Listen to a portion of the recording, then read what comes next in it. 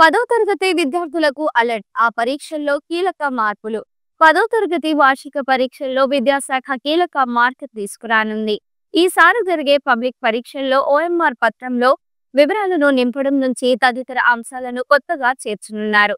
దీనిపై అవగాహన కల్పించేందుకు ప్రీ ఫైనల్ పరీక్షల్లోనే నమూనా ఓఎంఆర్ పత్రాలను అందించాలని పాఠశాల విద్యాశాఖ భావిస్తోంది.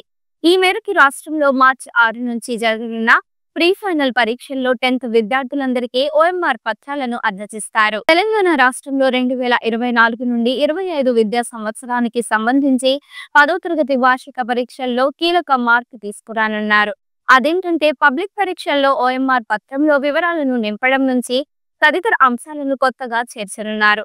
దీనిపై అవగాహన కల్పించేందుకు ప్రభుత్వ పాఠశాలల్లో చదువుతున్న 10వ తరగతి విద్యార్థులకు ప్రీ ఫైనల్ పరీక్షల్లోనే నమూనా ఓఎంఆర్ పత్రాలను అందించాలని పాఠశాల విద్యాశాఖ భావిస్తోంది. ఈ మేరకు ఏర్పాట్లు చేస్తున్నారు. రాష్ట్రంలో ప్రీ ఫైనల్ పరీక్షలు మార్చి 6 నుంచి మార్చి 15వ తేదీ వరకు నిర్వహించనున్న సంగతి తెలిసిందే. ఈ పరీక్షల్లో 10th విద్యార్థులందరికీ ఓఎంఆర్ పత్రాలను అందించనున్నారు. విద్యార్థులకు అందించే ఈ ఓఎంఆర్ పత్రాల్లో ప్రతి విద్యార్థి తనకు ఇచ్చిన ఆన్సర్ బుక్లెట్ సంఖ్యను రాయాల్సి ఉంటుంది. అలాగే దానిపై సంతకం కూడా చేయాలి.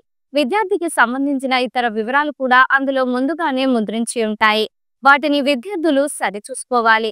వివరాల్లో తప్పులున్నా ఆ ఓఎంఆర్ తనది కాకపోయినా విద్యార్థులు వెంటనే ఇన్విజిలేటర్ కు చెప్పాల్సి ఉంటుంది. అలాగే వారిచ్చే ఇతర నామినల్ రోల్ పత్రంలో సరైన వివరాలను రాయాల్సి ఉంటుంది.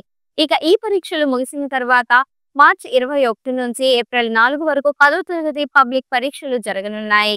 పరీక్షల్లో ప్రతిరోజు ఓఎంఆర్ పత్రాలను విద్యార్థులు అందిస్తారు. నేరుగా పబ్లిక్ పరీక్షల్లో ఓఎంఆర్ పత్రాలను ఇవ్వడం వల్ల విద్యార్థులు అయోమయానికి గురయ్యే అవకాశం ఉంది. అందువల్ల కొందరు విద్యార్థులు తప్పులు చేసే అవకాశం ఉంది. మరికొందరికి సమయం వృధా అయ్యే ఛాన్స్ ఉంది.